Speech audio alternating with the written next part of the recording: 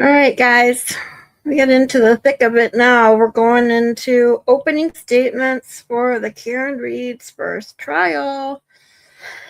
And of course, up first is Lally. Here we go. So as Her Honor was telling you, this is one of the two opportunities that I will get to address. The first of which right now, essentially what I'm going to attempt to do, and I know you've heard over the course of the impoundment process, a number of different witnesses that were listed out as far as potential witnesses in this case. So what my intent here is to provide as much of a roadmap as I can through those waters and help you to navigate sort of who these people are and what relation they have to this case. We start with John O'Keefe. John O'Keefe grew up in Braintree. He was 46 years old when he passed. He was the son of John O'Keefe Jr. and Margaret or Peggy O'Keefe. He was a brother to Paul O'Keefe and to his sister, Kristen Furbush. Kristen was married, and so John's brother-in-law was a man named Stephen Furbush. And they had two children who were very young in 2013. Now in 2013, Kristen, unfortunately, tragically passed away, succumbing to cancer in November of 2013. Within months of that, Mr. O'Keefe's brother-in-law and Kristen's husband, Stephen, passed away as well. Now initially, when John O'Keefe's sister passed away, sort of the initial plan for that situation was that John O'Keefe was going to move in with Stephen Furbush and kids and assist as far as raising them. And then when Stephen passed away a few months after his wife, before those plans could be finalized, John O'Keefe then moved in with his niece and nephew and assumed the parental role and assumed legal guardianship with respect to both of those children. Now, he was assisted in this by a great number of people within the town of Canton where the Furbushes lived and where John moved into the home with the two children there. There were other parents within the neighborhood, other parents within the children's age group. You'll hear from a number of them over the course of this trial, but they included Mrs. Carrie Roberts and Mrs. Jennifer McKay. They helped Mr. O'Keefe out during those initial stages and during the time that he assumed this role. He also got help from his work. John O'Keefe was a proud member of the Boston Police Department, had been for many years. He had been a patrolman prior to moving in with the children and assuming this sort of role.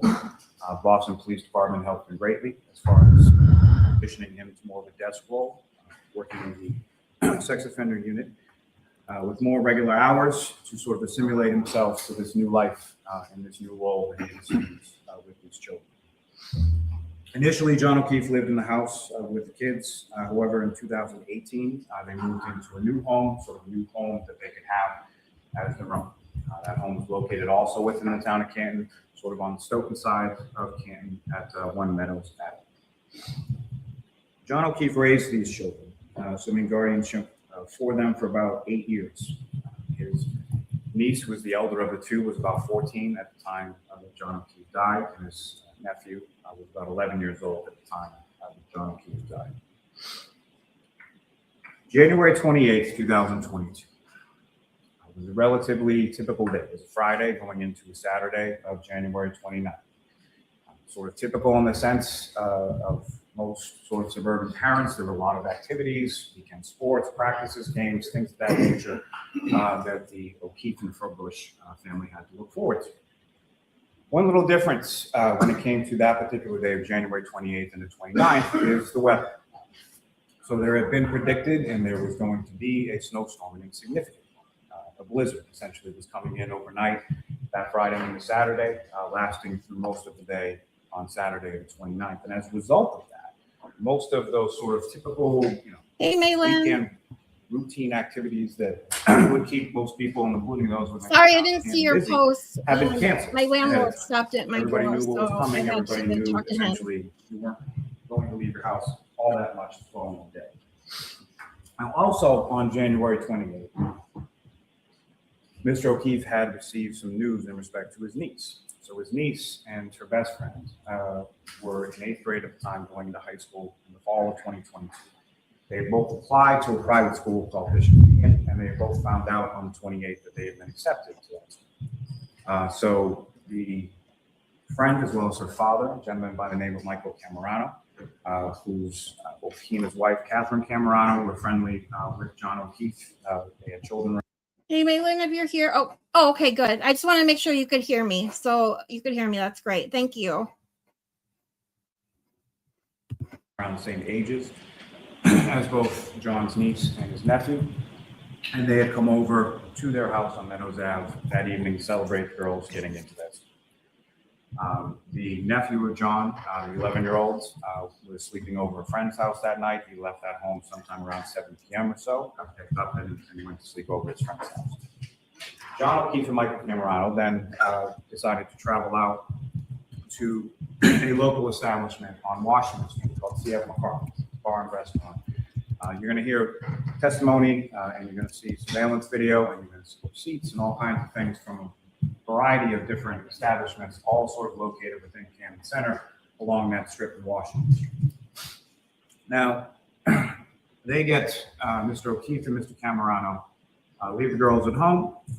They then go to C.F. McCarthy's, arriving there sometime between 7:30 and 8 p.m.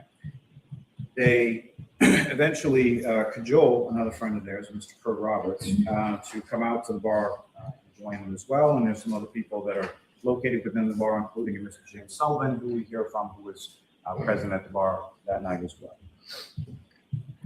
Eventually, the defendant, Karen Reed, joins them at this establishment, C.F. McCarthy's, sometime just before 9 p.m. Now, John O'Keefe and Karen Reed had met sometime in 2004. They had dated briefly during that time and reconnected sometime around March of 2020, around the time of the COVID-19 sort of pandemic shutdown. They had started dating around that time period, or reconnected during that time period, and the defendant had stayed at the house in Canton several nights a week. She had helped out with the children. In the month or so leading up to Mr. O'Keefe's death, the relationship soured. You will see text messages between Mr. O'Keefe and Ms. Reed to that effect. You will hear testimony from the children, from John's niece and nephew, in regard to things they observed within that relationship. And you'll hear testimony from other individuals as far as their observations or things that they heard. Turning to January 29th, 2022. Just after 6 a.m., the Canton Police Department receives a 911 call from a woman reporting a male party, subsequently identified as John O'Keefe, found in the snow outside a residence at 34 Fairview Road. At the time, as I mentioned, blizzards that had been predicted was occurring, heavy snow, temperatures in the teens, wind bustling around. Officer Stephen Saraf and Officer Stephen Mulaney of the Canton Police were dispatched along with Canton Fire and EMS, and you'll hear from them in regard to their response and what they observed on scene. In particular, with Officer Saraf, you'll have as an exhibit, I anticipate, a cruiser camera video from his cruiser detailing or memorializing sort of his response in the darkness, in the blizzard-type conditions as he's driving from the Canton Police Station, where he was located when he received the call, to 34 Fairview Road. When they arrive there, they observe three individuals, three females, sort of off to the left side of the property. And when I say the left side of the property, I mean if you're standing out in the street facing 34 Fairview Road, off to the left side of the property, there's a flagpole, there's a fire hydrant, there's some bushes. That is where Mr. O'Keefe is located. On the right side of the property,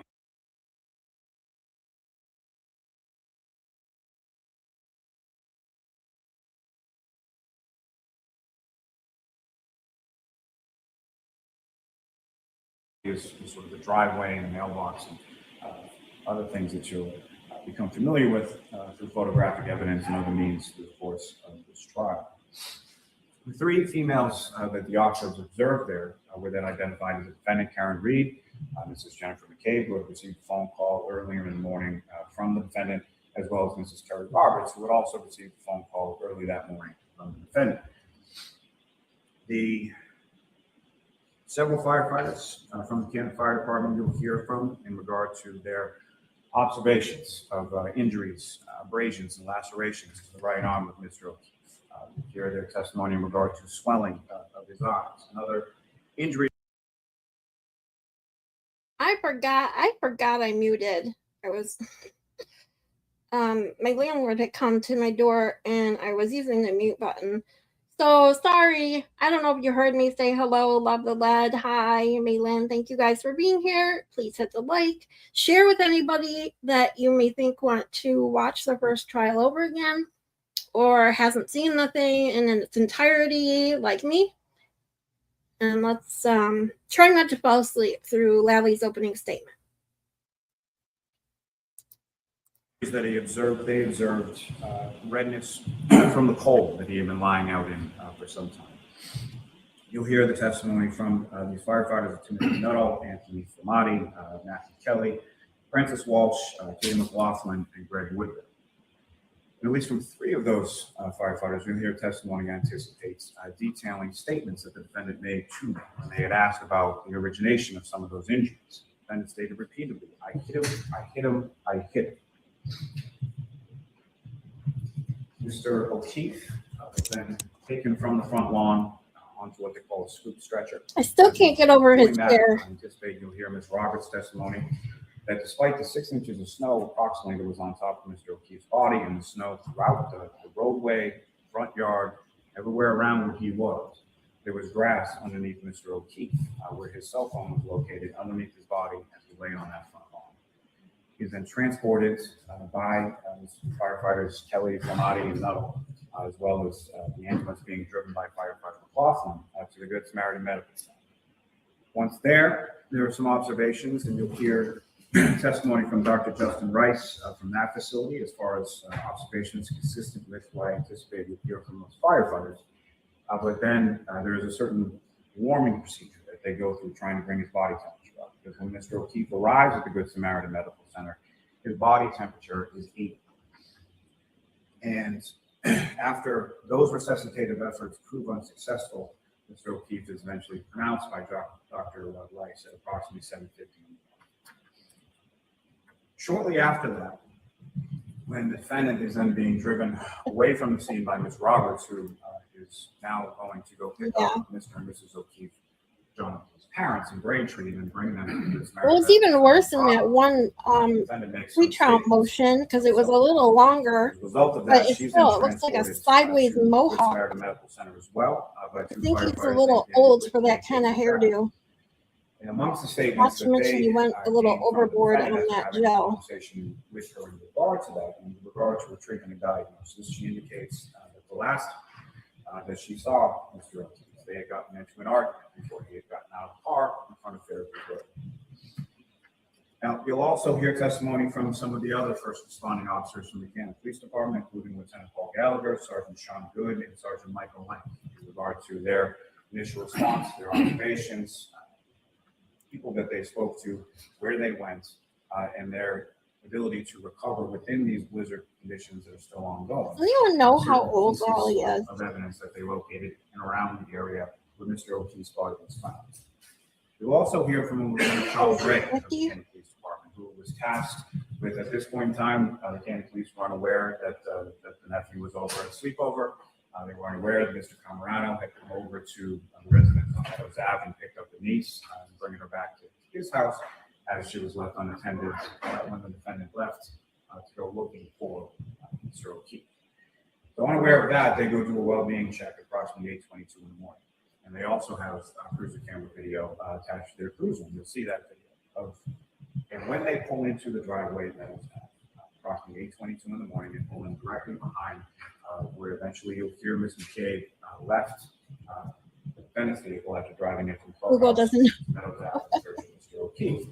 And you'll have I'm that. sure that's not an accident. That footage, and you'll be able to see the back of the defendant's vehicle, specifically the right rear taillight of that vehicle. Now, you'll also hear testimony, as I mentioned, from the Cameranos, from Mr. Roberts, from Mr. Sullivan. He doesn't want people to know his real age.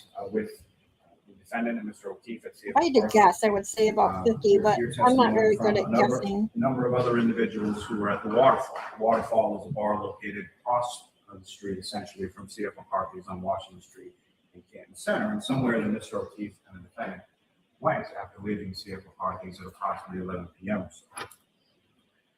Now, from that establishment, you'll hear from Rebecca Traers, who was working as a bartender at the waterfall that evening. You'll hear from a couple named Nicholas and Karina Kolokaitis, who were friends of friends, who had known Mr. O'Keefe through their daughter around the same age as Mr. O'Keefe.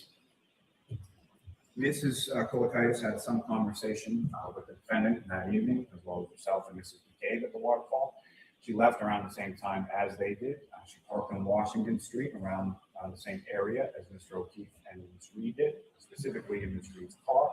And she observed Mr. O'Keefe and the defendant walking toward the defendant's vehicle, and specifically the defendant walking towards the driver's side of it. Now, you'll hear testimony from a Christopher and Julie Albert, who were people who were at one point neighbors of Mr. O'Keefe. They knew him well from being neighbors of him. Christopher Albert owns a pizza shop, also located within that Canton Center area.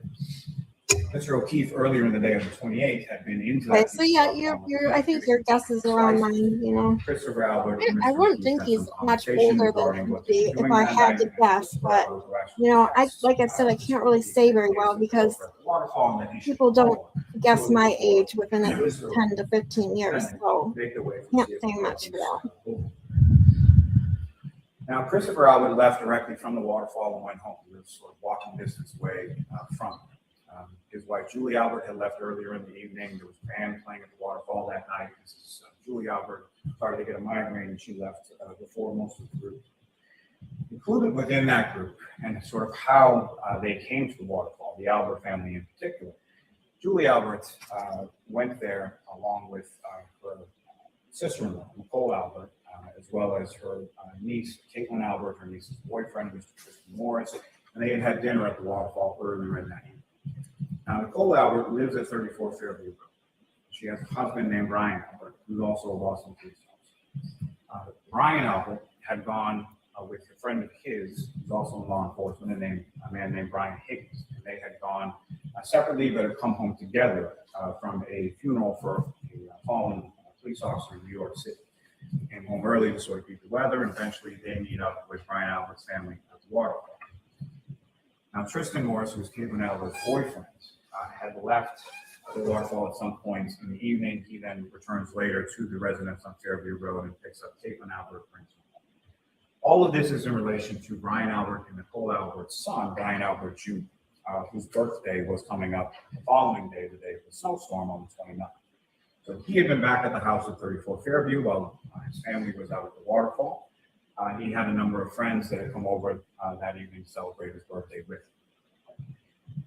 Now, among those friends was two individuals named Sarah Levinson and Julie Nagel, and they were at the residence at 34 Fairview for a good portion.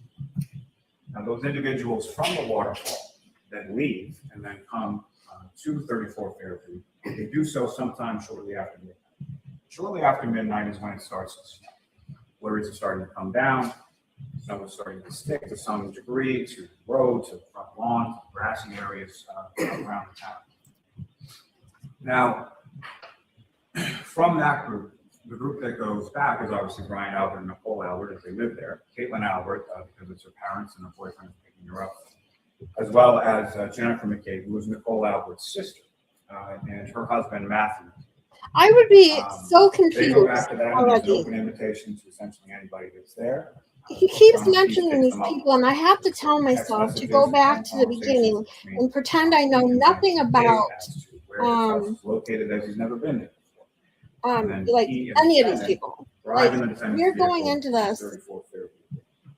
and even if you watch the pre-trial motions, you don't know who any of these people are. In the home that observed the vehicle. How does he not realize that Earlier, they're probably confused as hell? With Brian Albert Jr. at the house, one of them being Julie Nagel.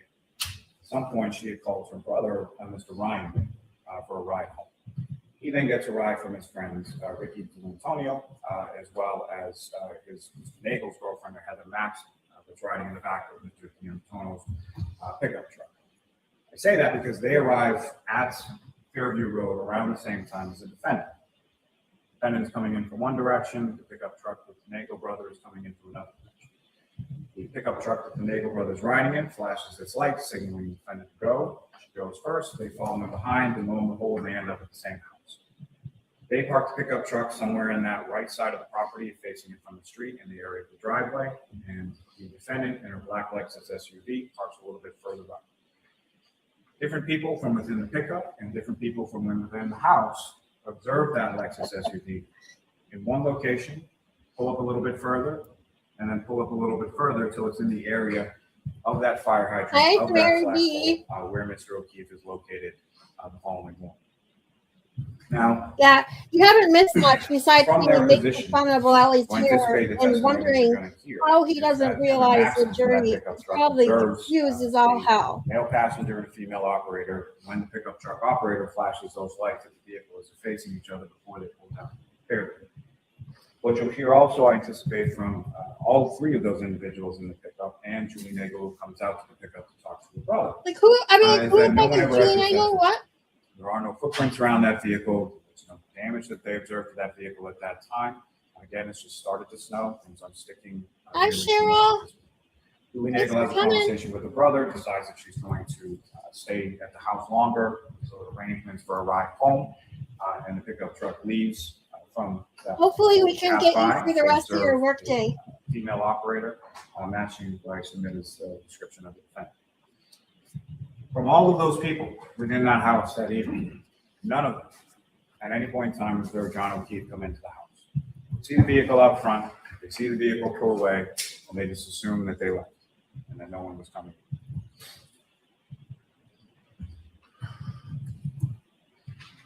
Clear testimony from other individuals who were at the house Oh God. tonight, including Colin Albert, who was Julie's Oh, I can't son, wait, also maybe. cousin. So Brian Albert Jr. was having people over for his birthday.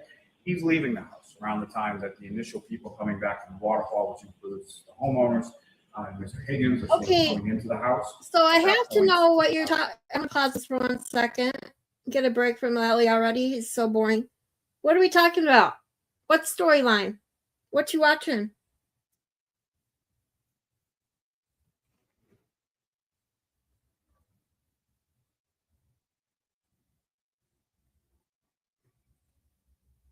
Oh, you know how many times I've seen that? I love the Game of Thrones, of course, except season 8. Season 8 didn't really happen, I say. But yeah. Oh, I totally agree. Maybe. It's so funny. I've been watching in between, like, I'm working on an introduction to Turtle Boy for some of my friends who don't know who Turtle Boy is. So in between doing that, I have been watching Game of Thrones. There's a YouTuber I like to watch who like goes over seasons and like does his interpretations on what they meant between the book and the show. Here, I'll give you, if you guys are interested, I'll find his name for you. Hold on 1 second, because he's really good at it. Oh, I know what it is. It's Three-Eyed Raven. Go to YouTube channel Three-Eyed Raven. He's got really, really good videos. But one of the videos I just watched was my rewrite of season 8, and it's really good. But they blew it. Oh, see, you're Cheryl. You're on season 8 right now. Oh God, I'm sorry. I won't say anything, but it's such a disappointment. And I'm sure that's not the first time you've heard that, though. Yeah, go to it. It's called I think it's Three-Eyed Raven. I think that's exactly what it's called. I'm gonna pull up. Here, you know what? We'll take a break from Lally already. Hold on 1 second. I got something for you, Mary B. Hold on.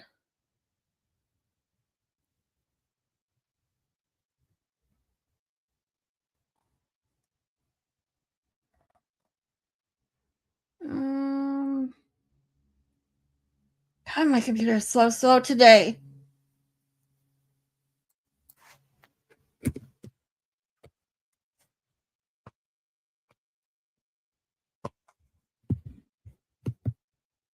Jeez, oh Pete's.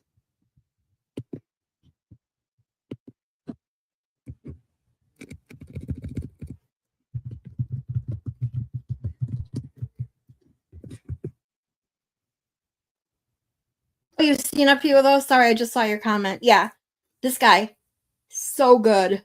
Oh, I'm not subscribed. Wow, I didn't even know I didn't subscribe to his channel because I watch all of his videos. So, wow, that's pretty bad of me. Let me subscribe, of course.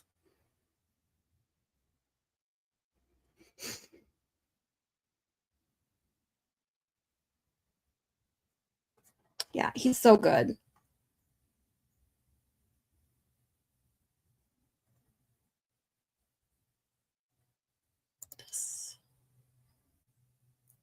I know I watched, the one I just watched was,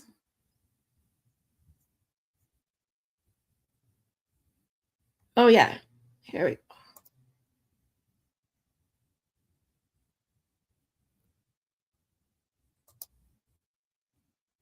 All the worst characters from Game of Thrones, and I'm telling you, every time I see Ramsay Bolton, I want to punch him in the face. The 5 most hated characters in the Game of Thrones universe. If anything is demonstrated in the complex universe of Game of Thrones, it is that there are no absolute heroes or villains. Oh well. Almost all the characters have gray motivations and actions that could be considered good or bad from different perspectives. But even so, there are some characters who manage to earn the scorn, not only of their enemies in Westeros, but also of the fans. Characters whose evil, cruelty, or selfish ambition provoke rejection, even in a series where atrocious acts abound. In this video, we will be talking about the 5 most hated characters in the Game of Thrones universe. And for more videos from A Song of Ice and Fire universe, don't forget to subscribe to this channel. Welcome to the Three-Eyed Raven.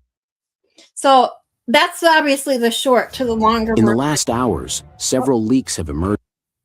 And it's that whole video is so good. I just finished watching it.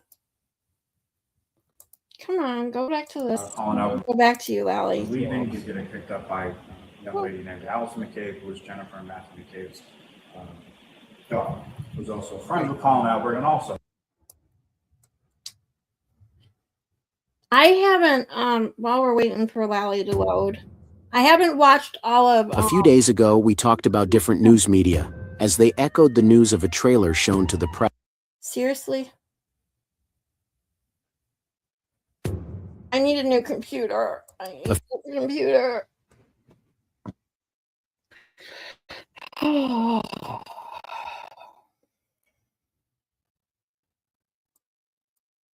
All right, let's just do it the easy way.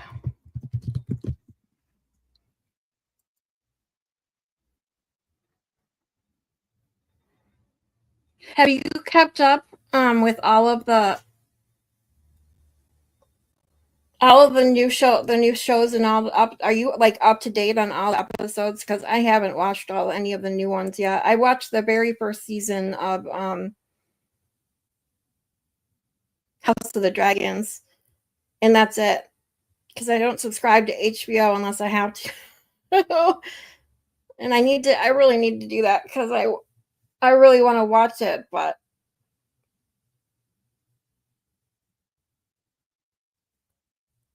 come on.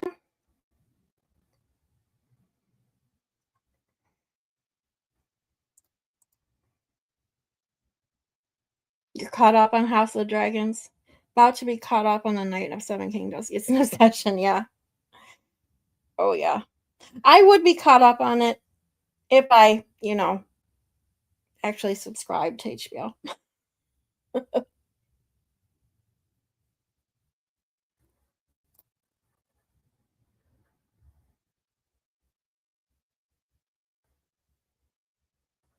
Clear testimony from other individuals who were at the Night of house. Seven Kingdoms is really, really good. I'm so impressed. Oh, good. Because I'll be honest, I think that's why I didn't care. Like, after I watched the first season of House of the Dragons, I wasn't that impressed with it.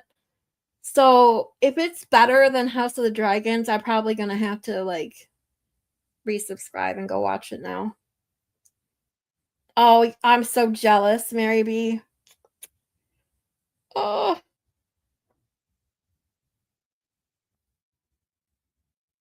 It's better? Okay, good. I'll have to look into it. Maybe that'll be my gift to myself. If and when I get monetized on my channel, the first thing I'll do is subscribe to HBO and binge watch everything that's out by then.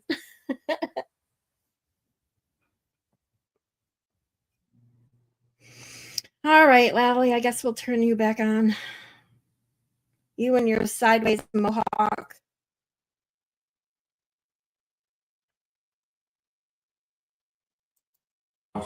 That night, including Colin Albert, who is Julie and Christopher Albert's son. He's also a cousin of Ryan Albert Jr., who was having people over for his birthday.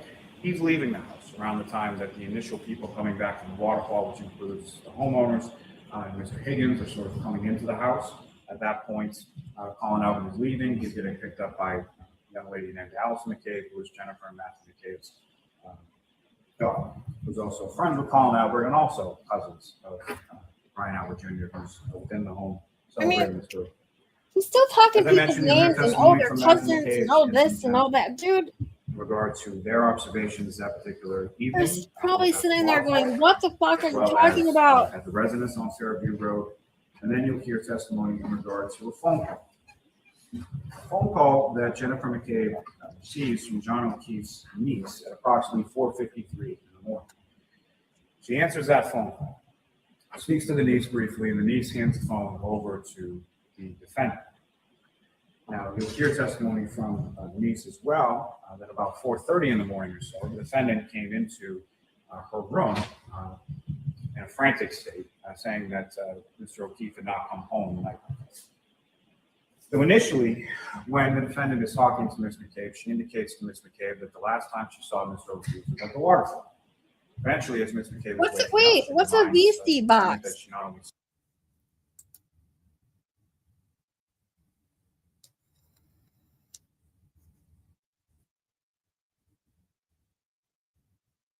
BC box. I have to look that up. I've never heard of that before. Wow. That tells you how slow I am if people know what that is and I don't. I don't know. Google it. Okay, I am right now, actually. BC box. Okay. A BC box is a high-performance Android 14 TV box designed to stream live TV, sports, and on-demand content, often marketed as a cable replacement. It features 4 GB RAM, 64 GB storage, 8K support, and includes pre-installed apps alongside access to the Google Play Store. Oh.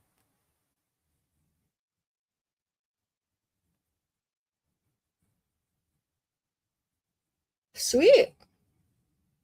Is there like a monthly payment for it, or you just have to pay for the box and that's it? Let's see.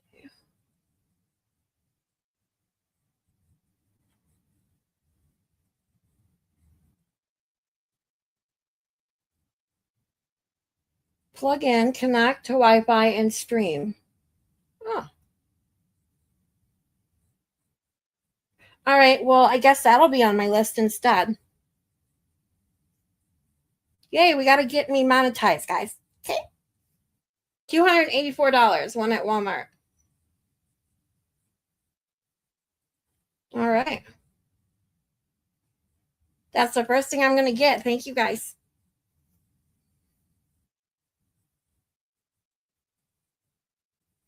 Malin, it's not a Roku because you don't get live TV with a Roku unless you like pay for Hulu live TV or like Fubu or whatever TV that is. This box automatically comes with live TV and on demand. So that's sweet. Gotta get one. Saw them leave the waterfall around the same time as herself, but also saw the vehicle, the defendant's vehicle, outside of the home on Fairview Road. Eventually, the defendant, while driving around, this will come in as far as other testimony and related testimony as it develops. But she's driving around in that morning. She's calling a bunch of number of different people, friends of Mr. O'Keefe. She's calling. That's why I didn't have HBO anymore. She also I pay for Roberts. So Roberts received a call about 5 a.m. from the defendant indicating that Mr. O'Keefe and was not YouTube home, Premium. indicating that he got hit by a plow or that he must be dead. because I Ms. spend most of my Robertson gets time on ready, Mr. YouTube. McCabe is getting ready as they're all sort of planning to go out and look for Mr. O'Keefe to see if they can locate him. They No call way. numerous times. You can see that within the text messages. Oh my God. and phone extractions from a variety of people. All right, now I got to work extra Throughout the course hard of to this get my trial. videos out so I can get So more eventually, the views. defendant So comes I to can Ms. get McCabe's myself home. a VC box. Oh, I'm Indicates so at some excited. points prior to that she has a cracked tailpipe.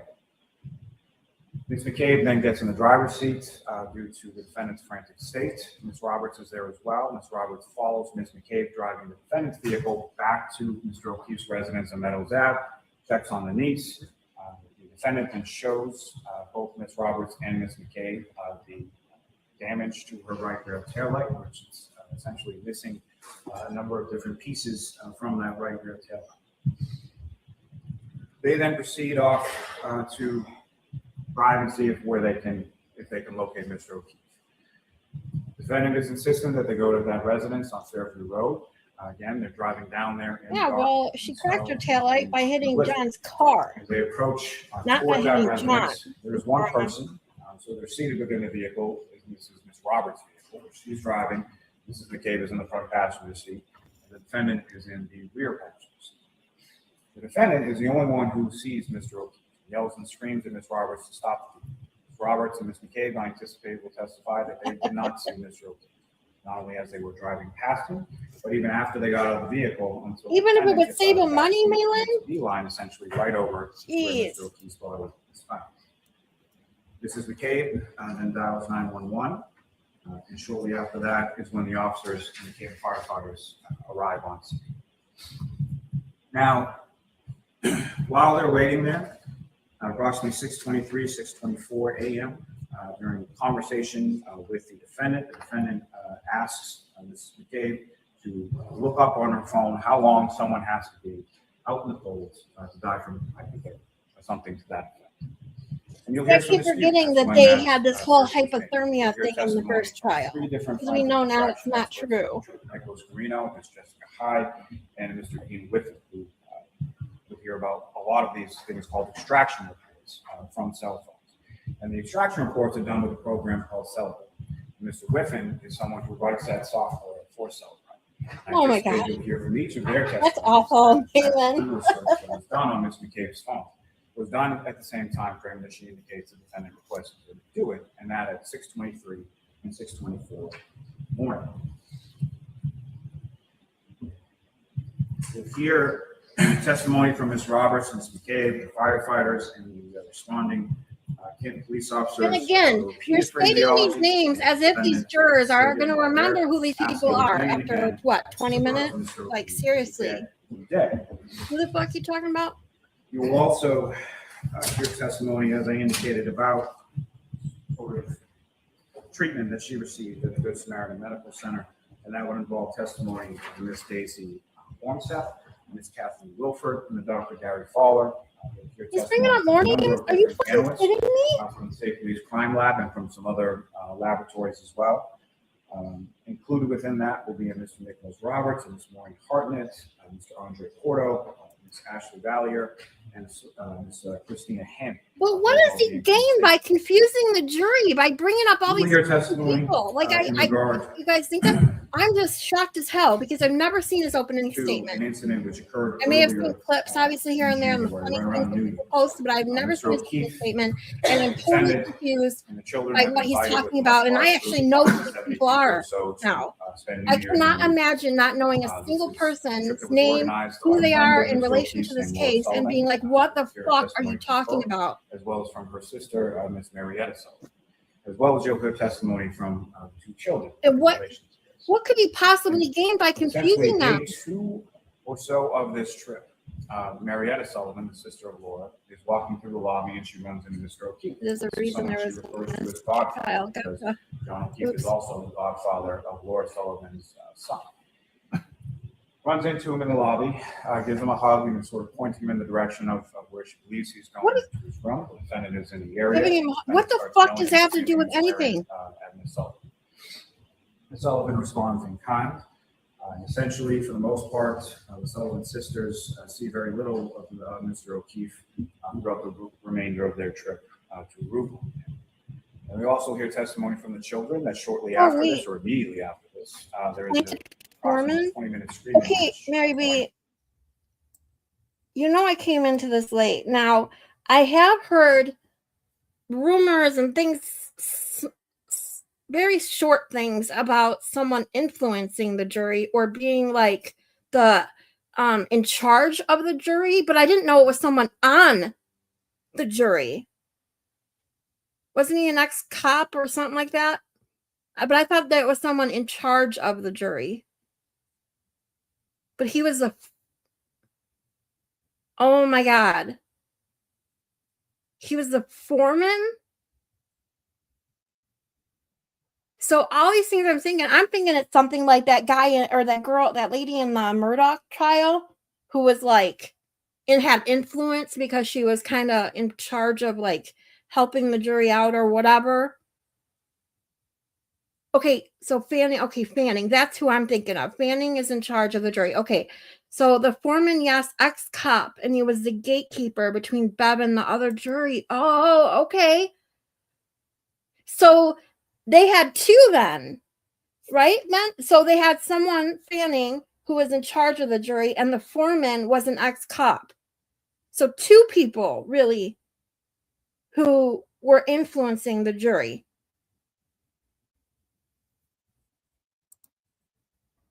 Convinced the foreman was a plant. Him and the engineer who took over. Oh my God. Okay, now I can't wait to see this shit. Because I didn't know all this. See, this is why I needed to watch this. Made everyone think they were experts or something. Oh my God. Oh my God. Wow.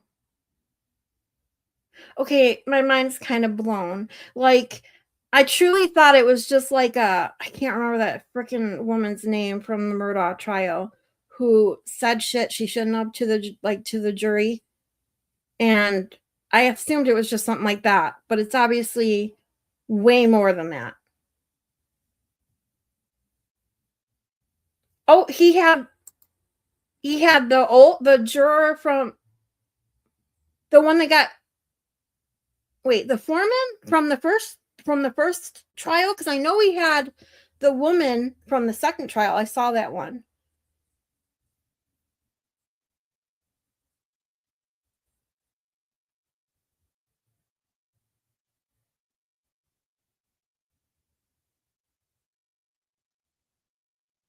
Okay, my mind is totally blown right now. Like, I cannot wait to see this shit then, to see what happens.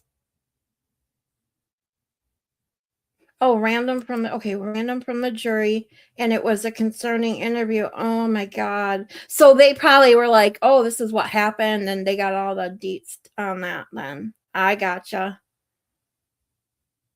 Oh, yeah. We'll definitely watch that. We'll watch it after we're done with the trial. Oh my God.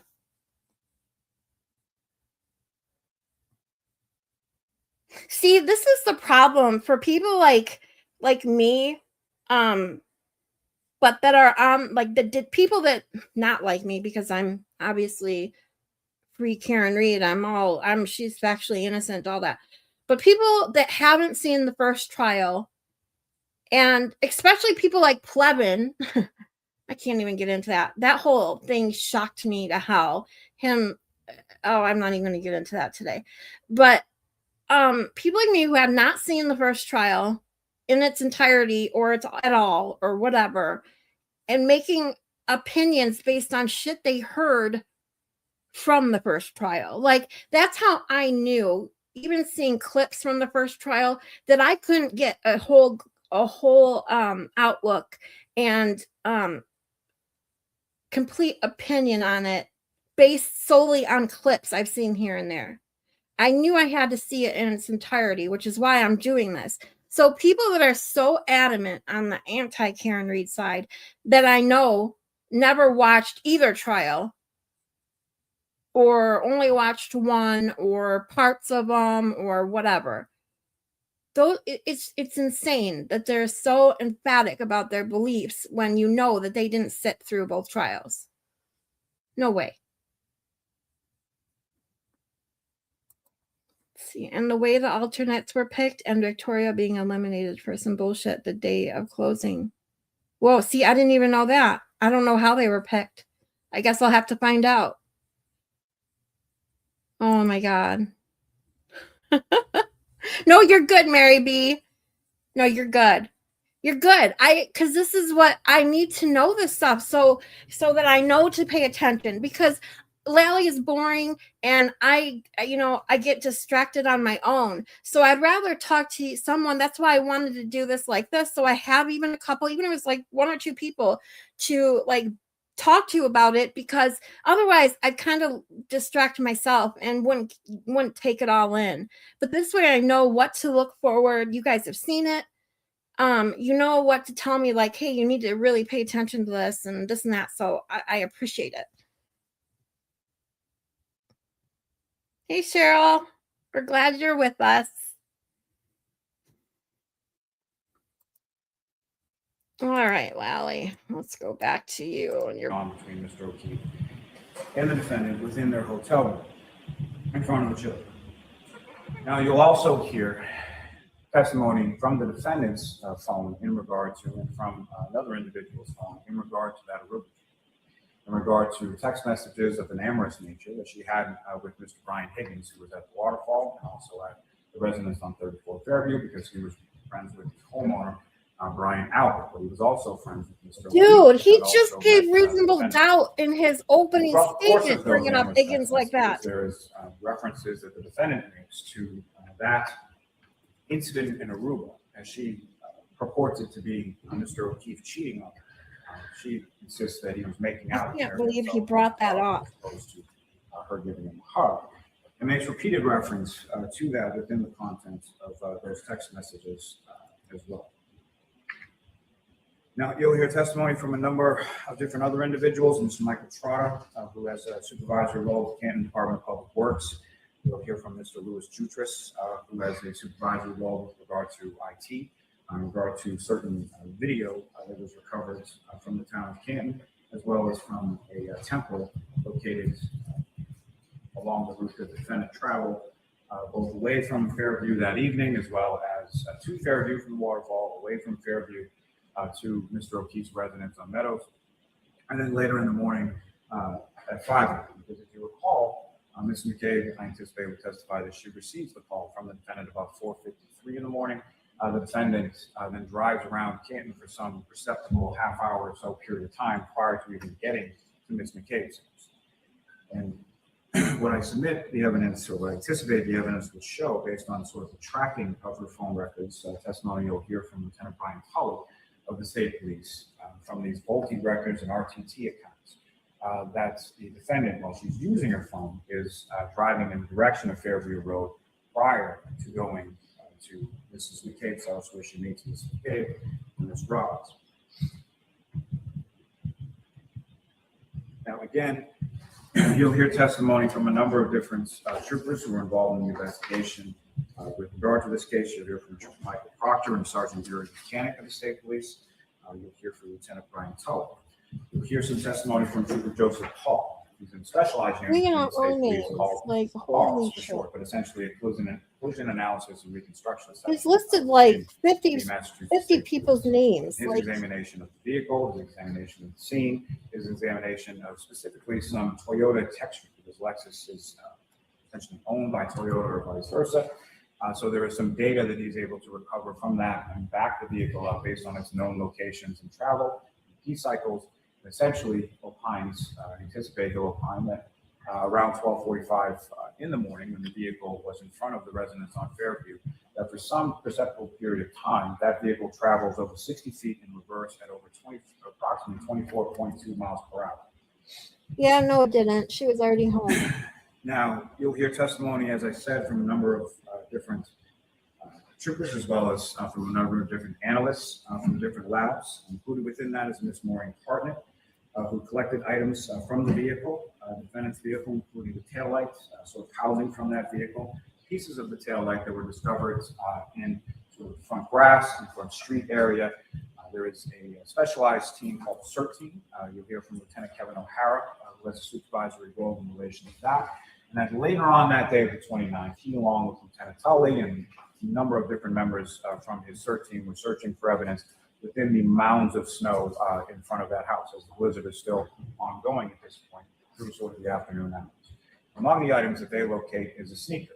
When Mr. O'Keefe is transported to the hospital, he's found to only have one sneaker on his feet. They find the other sneaker in that area of the body. They find various pieces of taillight.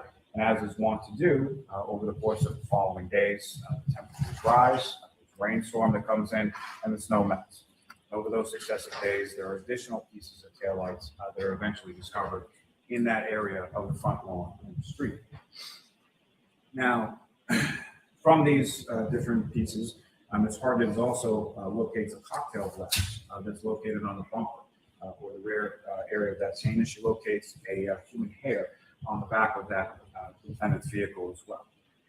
Now, the cocktail glass on the bumper, you'll also see surveillance video from the waterfall, and Mr. O'Keefe is observed on that surveillance video essentially walking out of the waterfall with a cocktail glass in his right hand. Same right hand that has minor injuries to it, and the same right hand that's attached to his right arm that has the abrasions and lacerations that are observed by the paramedics, that are observed by the doctors at Good Samaritan, and are observed by the medical examiner as well. You'll hear testimony from another analyst, Christina Hanley, about the forensic consistency between a drinking glass that was in the defendant's bumper and the drinking glass pieces that were found on scene at 34th Fair. You'll hear her testimony in regard to pieces of red and clear plastic that were microscopic in size that were found within Mr. O'Keefe's clothing, consistent, in her opinion, I anticipate she'll testify, with the same pieces of plastic contained within the defendant's taillight. You'll hear from an Ashley Valley, who works for the lab as well, and how she fit the various pieces of broken taillight from the scene together and over that taillight housing, finding them to be consistent with each other as well. You'll hear testimony from Andre Porto, who does essentially DNA analyst for the lab, and samples that were DNA samples that were taken from the taillight, from the clothes of Mr. O'Keefe, and the broken drinking glass that were consistent with Mr. O'Keefe. Those items were also sent, the taillight pieces, taillight DNA was also sent to an independent lab, Bodie Technologies, located in Northern Virginia. You'll hear from an analyst there, Mr. Nicholas Bradford, indicating that the DNA on the defendant's taillight, in his opinion, is consistent with that of Mr. O'Keefe and inconsistent with Trooper Proctor and Sergeant Mechanic, who were the two preliminary investigators and primary investigators when it came to this case. You'll also hear from this test chart from that Bodie Laboratories in regard to some mitochondrial DNA that she examined in regard to that hair that Ms. Hartnett found on the bumper of the car, and her opinion that it was consistent with that of Mr. O'Keefe as well.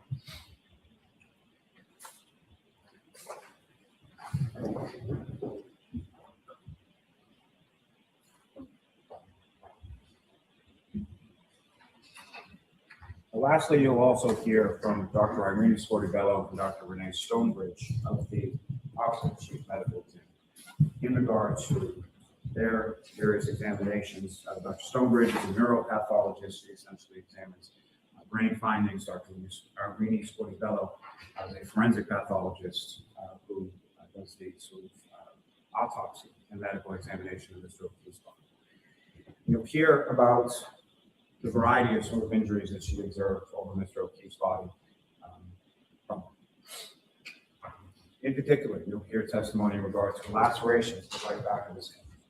You'll hear testimony in regard to an initial sort of skull fracture that occurs to the back of his head, and then sort of a radiating skull fracture that goes throughout his skull, which then leads to subdural hemorrhage, or essentially bleeding on the brain and swelling of the brain, which then causes a condition called ecchymosis, which then sort of leads to the swelling of both of Mr.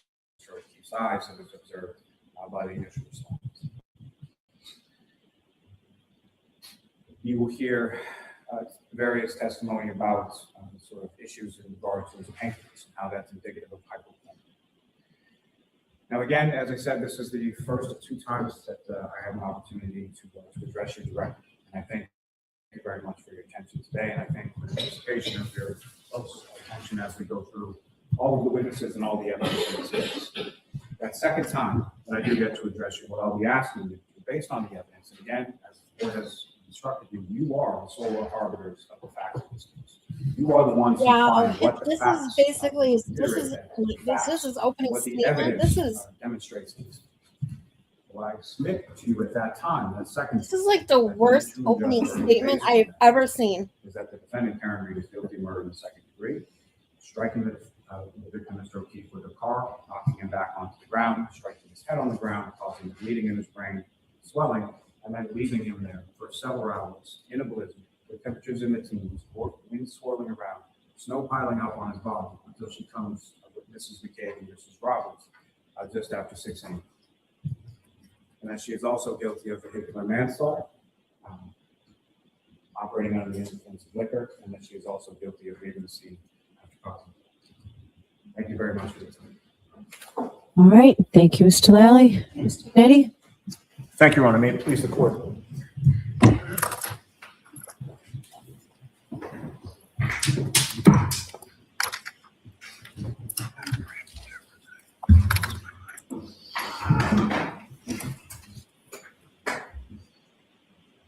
Karen Reed was framed. Oh, I didn't The know car this never was struck John literally O'Keefe. its first words. Oh She my did God, not cause his death, so powerful. and that means that somebody else did. You will learn that it was no accident that John O'Keefe was found dead on the front lawn of 34 Fairview Road in Canton on January 29th of 2022. You will learn that at that address lived a well-known and well-connected law enforcement family in Canton, the Alberts. Because the Alberts were involved, and because they had close connections to the investigators in this case, Karen Reed was framed for a murder she did not commit. Good morning again, ladies and gentlemen. As I previously told you, my name is David Yannetti. I'm an attorney with an office in Boston. Together with attorneys Alan Jackson and Elizabeth Little, it is truly my privilege and my honor to represent Karen Reed during this trial. From a very early juncture in this case, you will question the Commonwealth's theory of the case. Yeah, he does. You will question the quality of the Commonwealth's evidence. You will I mean, after question that the bullshit veracity of an opening of the statement by Commonwealth's Lally, witnesses. and then that, like, And you so will powerful. question their Like, shoddy, I can't even biased for those to be his investigation, first words, and a faulty how investigation forceful that and, led to Karen Reed you know, sitting here confident he said it. today. You will learn, in short, that the police did no real investigation of this case, and you will Oh, question Danny's why. going live. You will question why the investigators had such tunnel vision. You will question why they focused solely on Karen Reed, someone with no ties to the Canton Police Department, as opposed to the well-known and well-connected Albert family of Canton, a family that was never treated Damn. as suspects by the investigators in this case. I guess I'll have to watch it later. Boston police officer John O'Keefe was found mortally injured on Brian Albert's front lawn. His body was in full view and almost right below Brian Albert's bedroom window on his front lawn. He was found wearing only one sneaker. You'll learn that Brian Albert was a Boston police officer as well, and that he was a trained first responder. Brian Albert was notified that another police officer was injured and unresponsive on his front lawn, and Brian Albert did nothing.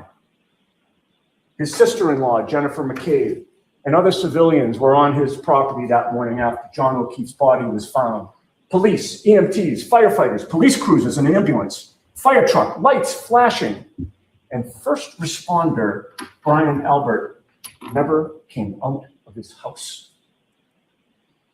Equally important for you will be the fact that the lead homicide investigators never went inside the Albert home that morning. You will learn that Brian Albert's brother, Kevin Albert, is a Canton police officer. It was obvious very early on that the Canton police should not be investigating the death of a man found on the property of the brother of a Canton police officer. So it was decided just about from the start that the Massachusetts State Police should take complete control of this investigation because the Canton police were conflicted out.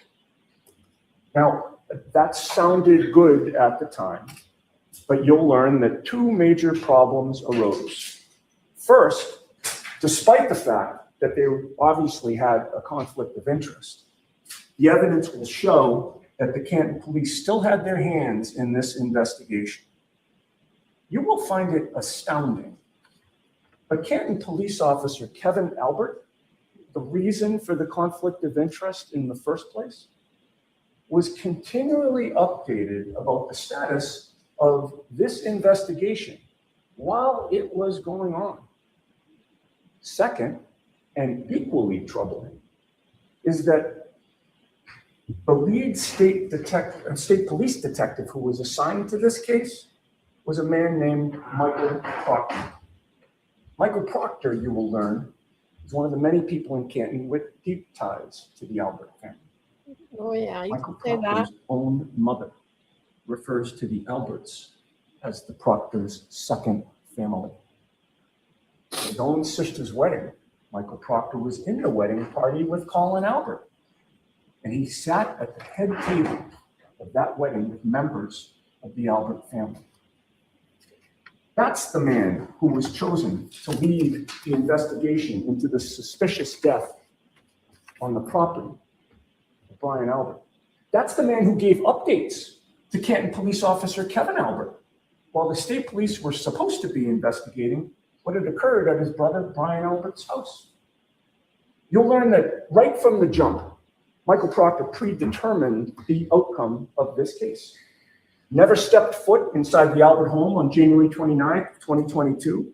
Never checked out whether there were any signs of struggle inside that home. He never called for crime scene technicians and other specialists to look for blood or other trace evidence within the home. He never asked Brian Albert for permission to go in the home and take a look around. Michael Proctor never applied for a search warrant to go in that home. Instead, he focused immediately and exclusively on Karen Reed, the outsider. You will That's one of the learn biggest things. I still that no don't one see how they in the think that Proctor wasn't a family problem. has ever called Go inside the Reed house, family. like, say what that was. No one in the Proctor thing they family has did. been in a wedding party with anyone from the Reed family. Karen Reed, she was most definitely about this investigation to his friends, assuming that nobody would ever find out what he was doing and what he was saying. And he was revealing his true thoughts about Karen Reed to his friends, not what he put in his sanitized police reports, his true feelings to his friends whom he trusted, and in text messages that he never thought would come into the hands of the defense in this case. Lead investigator Trooper Michael Proctor, right from the start, called Karen Reed names you would reserve only for your worst enemies. He told his friends that he hoped that she would kill herself. He told his friends So that just he had seized her cell phone. And you will learn that he knew he shouldn't have been accessing any content on her cell phone because he knew there would likely be attorney-client communications on between Karen and me at that time. He knew that he was supposed to wait for a search warrant or other permission from a judge in order to go through that phone. But you'll learn that he went through the phone anyway, without permission. And you'll know that he did because he told his high school buddies that he was searching her phone for nude photos of Karen Reed. And he was disappointed he hadn't found any yet. That is the professional and unbiased investigator who was chosen to lead the investigation into the death of John O'Keefe. You'll learn that one of Michael Proctor's high school friends commented to him that with a dead body on the front lawn, the homeowner in this case is surely going to catch a lot of grief. And do you know what Michael Proctor's response to that was? nope, he's a cop One too, word. right? Nope. Yep. And he explained why. Michael Proctor assured his buddies that the homeowner would not catch a lot of grief because, quote, the homeowner's a Boston cop too. Mhm. End quote. That one sentence, ladies and gentlemen, in Michael Proctor's own words, will explain a lot to you about how this investigation was conducted.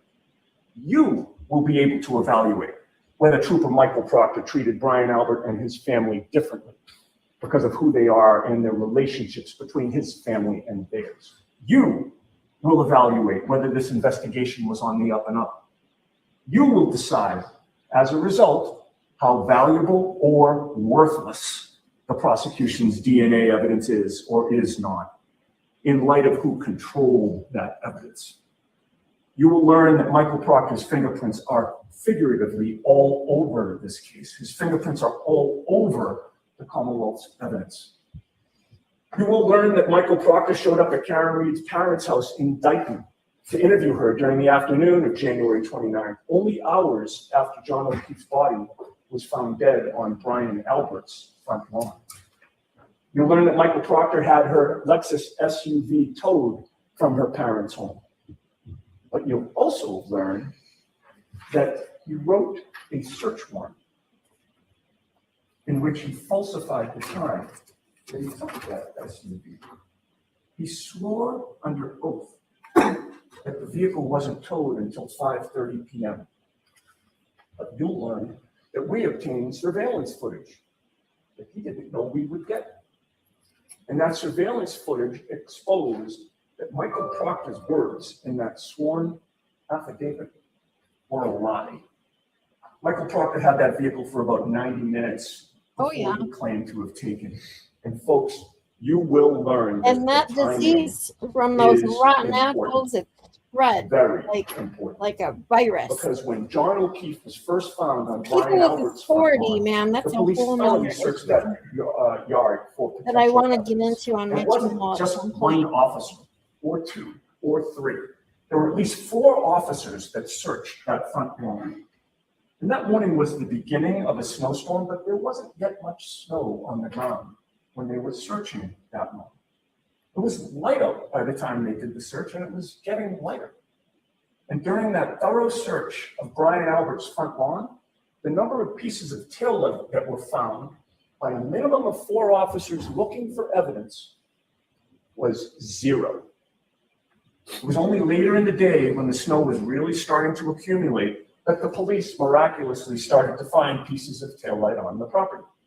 The police only started to find pieces of taillight after Michael Proctor had seized Cameron Reed's car. They only started to find pieces of taillight after Michael Proctor had possession of her taillight. You'll learn that Trooper Michael Proctor then kept going back to the Albert residence after that day, and he claims to have kept finding pieces of taillight on multiple occasions on multiple different days. And in addition, a good week after John O'Keefe's death, Canton Police Chief Kenneth Berkowitz, an older officer on the brink of retirement with probably not the best eyesight,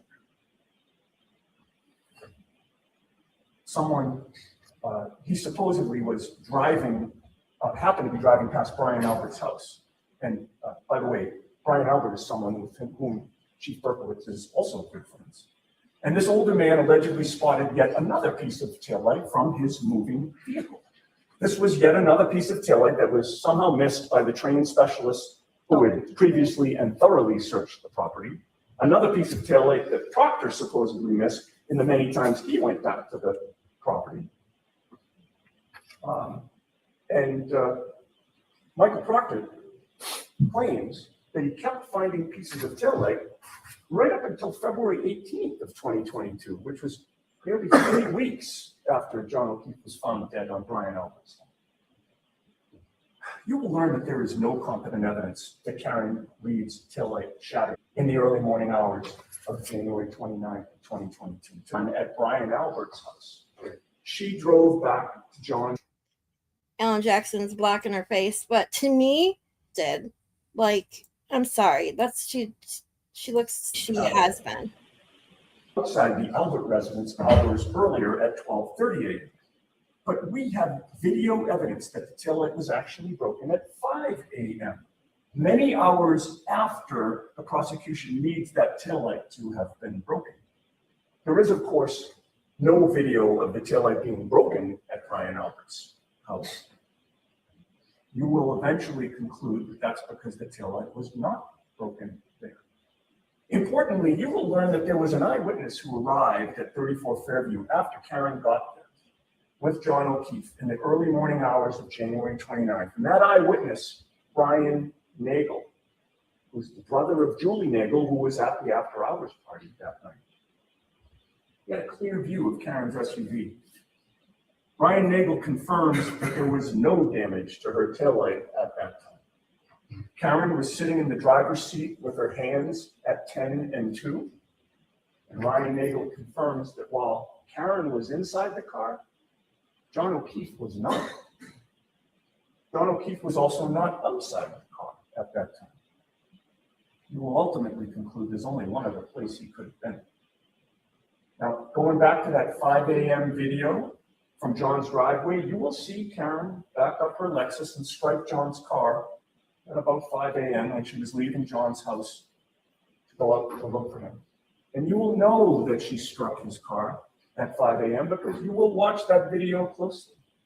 You will witness that the wheels and the hubcaps on John's car are jostled and moved by Karen's SUV. And you will conclude that that video depicts exactly when Karen's taillight was cracked, long after she dropped off John that night at 34 Fairview. And you will learn that part of the reason that Karen's Lexus hit John's car was that Karen was panicked at that time. Where is John? Why didn't he come home? What happened to him? And you will learn that she was racking her brain for what possibly could have happened. And like many of us, was worried about the worst. Did I hit him? Could I have hit him? That was what she was saying, both to herself and to other people later that morning when she went back to 34 Fairview.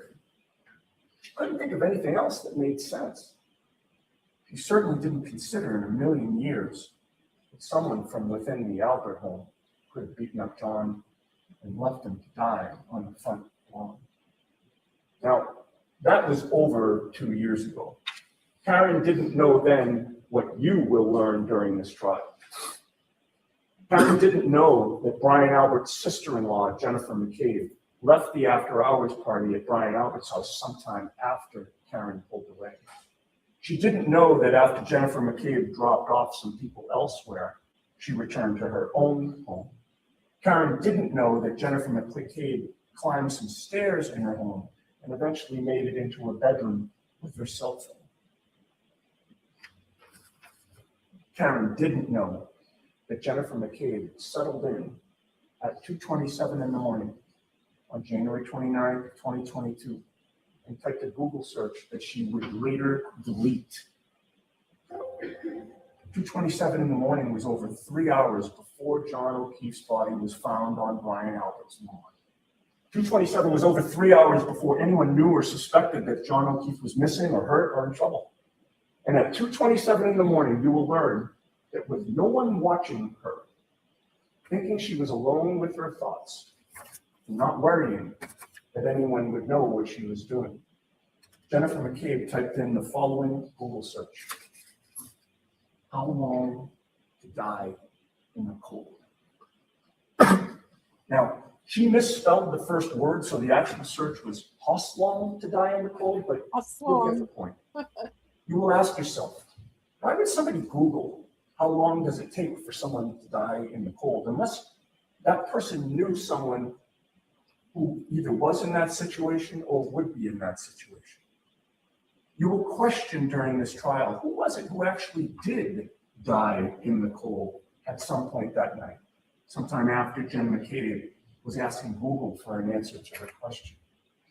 And you'll learn that the answer to that question was John O'Keefe. The medical examiner in this case will testify that one of the causes of John O'Keefe's death was hypothermia. John O'Keefe died in part because he was left to die in the cold. Now, the Commonwealth will try to dispute the timing of that Google search. They'll try to claim that there were only 2 Google searches at 6:23 and 6:24 a.m. after John's body was found. But one problem for the Commonwealth will be that we have retained Richard Green, one of the leading computer forensic experts in the country. Rick Green has forensically analyzed Jennifer McCabe's phone, both manually and using every appropriate type of computer software to solve this issue.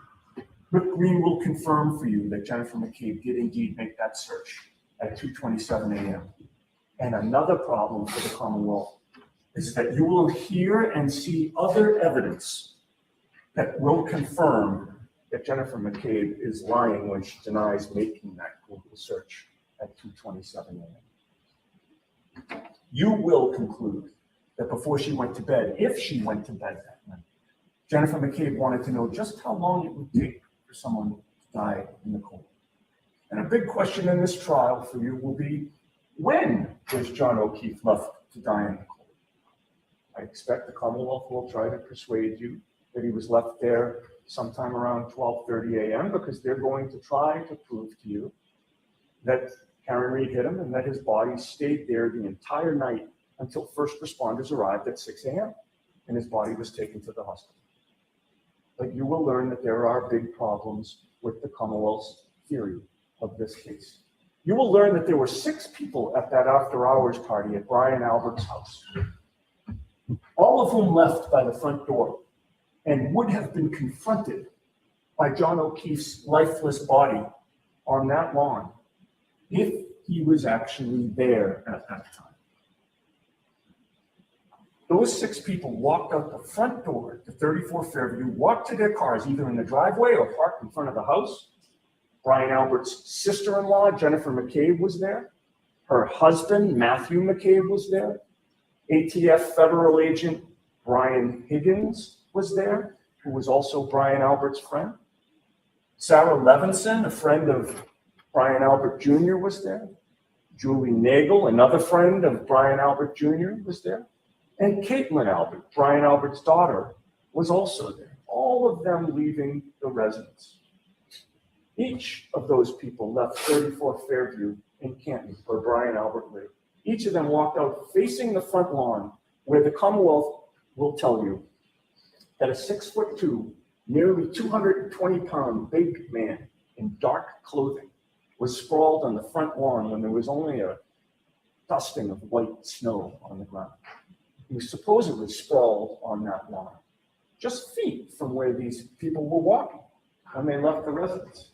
And you will learn that not one of these people saw John O'Keefe laying. Not one. And you know who else saw no one laying outside in the early morning hours of January 29th? The snowplow driver in charge of plowing the street of the city of Canton. And this is another big problem for the Commonwealth. You will learn that Michael Proctor, here's that name again, wrote a report where he claimed that the DPW supervisor had told him that Fairview Road had not been plowed that night. Proctor's total investigation on this issue consisted of one phone call and no follow-up. He just submitted his report that simply said the road hadn't been plowed that night, and perhaps thinking that no one else would follow up either. But you'll learn that when it came to finding out the truth, it's not that Proctor couldn't find the truth, it's that he wouldn't. But fortunately, you'll learn that we would, and we did. You'll learn that within weeks after January 29th, we sent our investigator, a former Medford police officer named Paul Makowski, to the Canton DPW to try to get to the bottom of this. Paul Makowski talked to the same supervisor at the DPW, a man named Michael Trotta, whom Proctor claimed had told him that the street hadn't been plowed that night. You'll learn that Paul Makowski found out that Michael Proctor was not telling the truth. You'll learn that Michael Trotta from the DPW told Paul Makowski, our investigator, that the street was indeed plowed that night, and that the name of the plow driver was Brian Loughran. So Paul Makowski tracked down Brian Loughran. He asked Mr. Loughran if the state police or any investigators had ever spoken to him. And the answer came back, no. You will then learn what Brian Laughlin had to say about what he saw and didn't see that night, and you will be shocked. Brian Laughlin told Paul Mikowski that he was driving a big snowplow in Canton that night. You'll learn that the nickname for it at the DPW was Frankenstein because it had a lot of spare parts in it. It had been around forever. Brian Laughlin told Paul Mikowski that when he plows the streets of Canton in Frankenstein, he's very careful. He makes sure to check not only the roads in front of him, but also the yards to the side of his plow. He makes sure not to hit a fire hydrant or a tree or an animal, or heaven forbid, a person lying in the snow. He's always on the lookout. You'll learn that Brian Laughlin passed by 34 Fairview in his plow, traveling right by Brian Albert's front lawn at 2:30 in the morning. You'll learn that Brian Laughlin confirms that at about 2:30, when he went by that house, John O'Keefe was not on that front lawn. So you'll learn that about 2 hours after the Commonwealth claims that Karen Read somehow incapacitated John O'Keefe, an eyewitness confirms that not only could it not have happened, but it didn't happen. But you'll learn that Brian Laughlin also provides some other troubling testimony for the Commonwealth. You'll learn that after making that pass at 2:30 in the morning and seeing no body, he showed up again at the entrance to Fairview Road, intending to make another pass down it with his plow. This time, however, at about 3:30 in the morning, he looked down the street and he saw that parked right next to Brian Albert's front lawn, right in the very area where John O'Keefe's body was later found at 6 a.m., Brian Laughlin saw a Ford Edge parked on the side of the road. You will learn that the police have done zero investigation to discover whose Ford Edge that was. You'll learn that members of the Albert family drove Ford Edges. You'll learn that the police to this day claim not to know who was parked right next to the area where John O'Keefe's body was later found. You will learn that while investigators on this case, including Michael Proctor, completely ignored the snowplow driver who went right by the Albert residence, the defense not only tracked him down and interviewed him, but the plow driver actually took our investigator on a ride back past the residence to explain the precise route that he had taken on January 29th. You'll learn that some other curious things were going on in the early morning hours of January 29th. Curious things that the police in this case utterly failed to investigate. For example, after people left the after-hours party at Brian Albert's house on January 29, Brian Albert claimed that he had no contact with anyone but his wife until he was woken up in the morning. But you will learn that he was ultimately confronted by the fact that his phone records revealed that he had actually placed a phone call to ATF agent Brian Higgins, his friend. Him and all Same the friend who had been at his house go on. earlier that night. And that was at 2:22 in the morning. You'll learn that Brian Higgins called him back 17 seconds later, and they connected 22 seconds on their cell phones. You'll be asked to consider just how long 22 seconds is and what could be said and discussed during that long of a phone call. You will consider that phone call in the context of the other curious things that were going on during the early morning hours of January 29th. You will learn about the following in chronological order. 2:12 a.m., Jennifer McCabe arrives at her home. 2:22 a.m., Brian Albert calls Brian Higgins. 2:22 a.m., 17 seconds later, Higgins calls him back, and Brian Albert and Brian Higgins are on the phone together for 22 seconds. 2:23 a.m., Jennifer McCabe climbs the stairs to her bedroom. 2:27 a.m., Jennifer McCabe searches on Google how long to die in the cold. 2:30 a.m., plow driver Brian Laughlin confirms there was no body on Brian Albert's front lawn. 3:30 a.m., Brian Laughlin confirms that a Ford Edge was parked right where John O'Keefe's body was later found. Commonwealth will not be able to successfully dispute any of those facts, yet I expect that they will persist in asking you to convict Karen Read anyway. You will learn that there are other major problems with the Commonwealth's theory. You'll learn that when John O'Keefe was found, he did not look like he had been hit by a car. You'll learn that he looked to have been attacked and beaten up. You'll learn that John O'Keefe was a large 6'2" man who, if positioned behind a Lexus SUV, would have had his torso completely exposed to the rear of that vehicle, including to the taillight. You'll learn that no part of his torso was injured. There was no bruising, no ridges, no scratches, no punctures. You'll learn that his chest and hips and legs were pristine, despite the Commonwealth's contention that he was hit by a 6,000-pound vehicle. The evidence will show that what was not pristine was his right arm.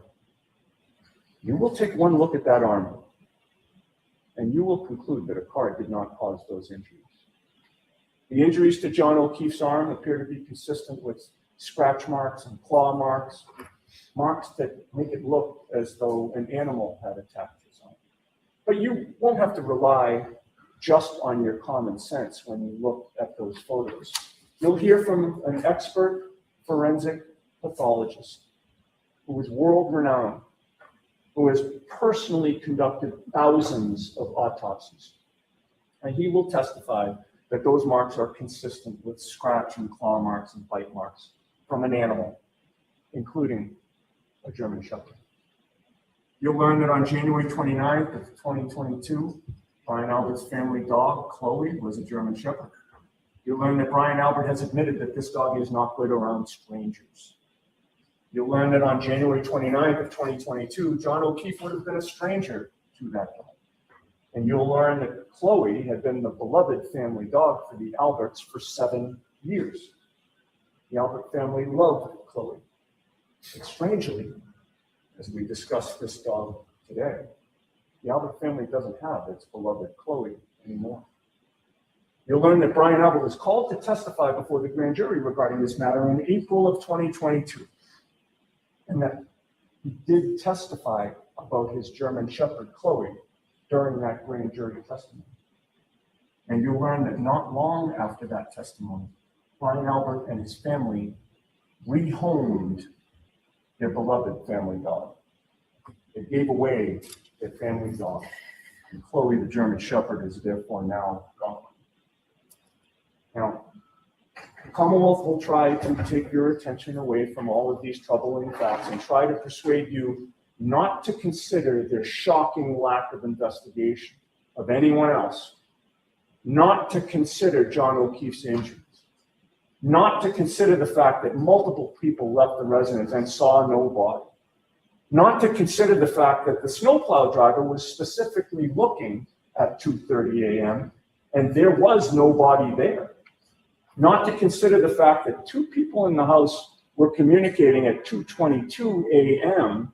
but denied speaking to each other for 22 seconds, and not to consider the fact that one of their witnesses, who was also present at home, was unusually curious at 2:27 a.m. about how long it would take for someone to die in the cold.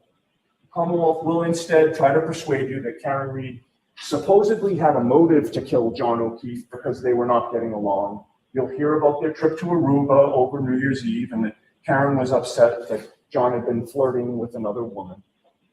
And you will hear that Karen considered exploring her options after that trip, which led her to a get-together at one point with ATF federal agent Brian Higgins, although that never went anywhere.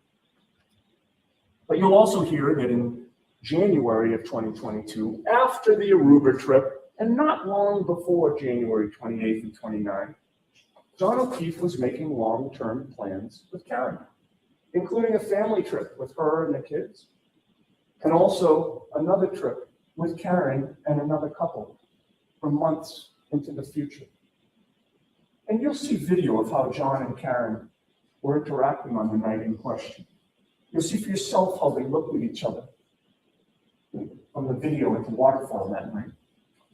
Nobody who saw them that night saw anything wrong. There was nothing wrong.